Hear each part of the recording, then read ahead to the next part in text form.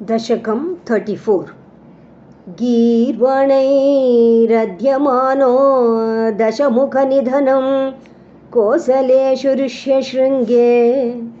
पुत्र्यामिष्टिमिष्ट्वा ददुषे दशरथक्ष्माभृते पायसाग्र्यम् तद्भुक्त्या तत्पुरन्द्रीष्वपि तिसृषु समं जातगर्भासु जातो रामस्त्वं लक्ष्मणेन स्वयमथ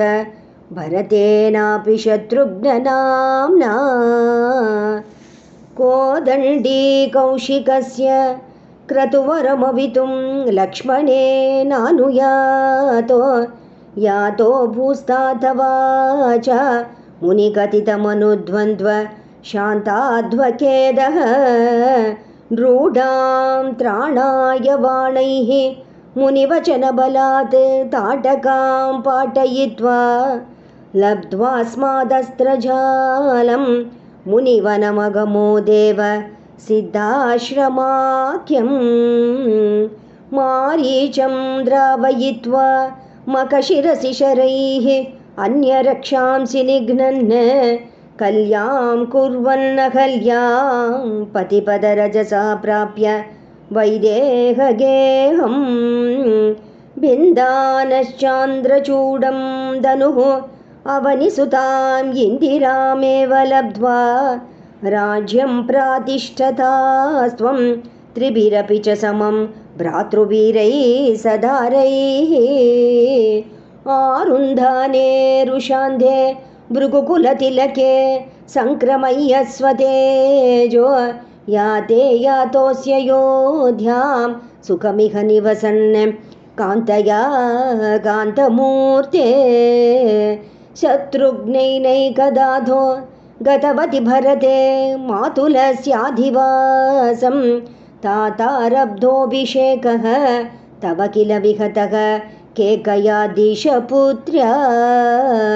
तातोऽत्यायातु कामो वनम् अनुजवधू संयुतश्चापधारः पौरानारुध्यमार्गे गुहनिलयगतः त्वं जटाचिरधारी नावा सन्तीर्य गङ्गाम् अधिपदविपुनस्त्वं भरद्वाजमारात् नत्वा तद्वाक्यहेतोः अतिसुखमवसः चित्रकूटे गिरीन्द्रे श्रुत्वा पुत्रार्थिखिन्नं खलु भरतमुखात् स्वर्गयातं स्वतातं तप्तो दत्त्वाम्बुतस्मै निदधितभरते पादुकां मेदिनीं च अत्रीं नत्वादगत्वा वनमतिविपुलं दण्डकं चण्डकायं हत्वा दैत्यं विराधं सुगतिमकलयः चारुभो शारभङ्गीं नत्वागस्त्यं समस्ताशर निकरसपत्राकृतिं तापसेभ्यः प्रत्यश्रौषि प्रियैषि तदनु च मुनिना वैष्णवे दिव्यचापे ब्रह्मास्त्रे चापि दत्ते पदि पितृसुहृदं वीक्ष्य भूयो जटायुं मोदाद्गोदातटान्ते परिरमसि पुरा पञ्चवट्यां वधूट्या प्राप्ताया शूर्पणख्या मदनचलधृतेः अर्दनैर्निस्सहात्मा तां सौमित्रं विसृज्य प्रबलतमरुषा तेन निर्लूननासां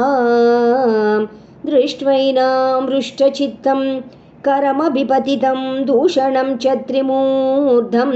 व्याहिंसीराशरान् प्ययुतसमधिकान् तत्क्षणात् अक्षतोष्मा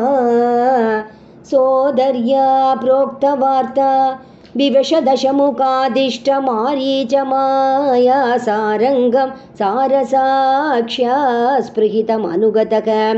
प्रावधीर्बाणघातं तन्मायाक्रन्द निर्यापित भवदनुजां रावणस्तामहर्षीत् तेनार्तोऽपि त्वमन्तः किमपि मुदमधाः तद्वधोपायलाभात् भूयस्तन्वीं विचिन्वन् अवृतदशमुखस्त्वद्वधूं मध्वदेनेति उक्त्वा याते जटायौ दिवमदसुहृदः प्रातनो प्रेतकार्यं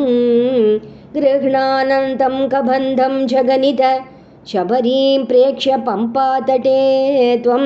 सम्प्राप्तो वातसूनुं वृषमुदितमनाः पाहि वातालयेश।